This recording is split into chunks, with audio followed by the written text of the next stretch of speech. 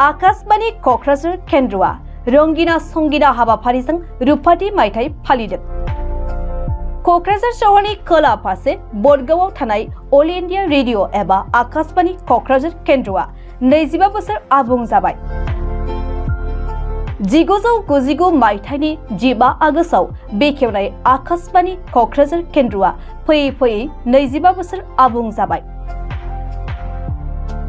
रुफाथि मायथाइ फोरबोजों लोब्बा लाखिनानै मैया क'क्राझार आकाशबाणी केन्द्रआ बडगावआव थानाय आकाशबाणी केन्द्रआव गुबुन गुबुन हाबाफारि खुंफुंजायो। रुफाथि मायथाइ फोरबो फालिथायाव आकाशबाणी क'क्राझार केन्द्रनि ADEG थांथालिया जों लोगोसे प्रग्राम अफिसार TK बसुमतारी, गाहाय आलासि महरै पद्मश्री डॉ मंगलसिंह हाज'वारिया बाहागो लायो।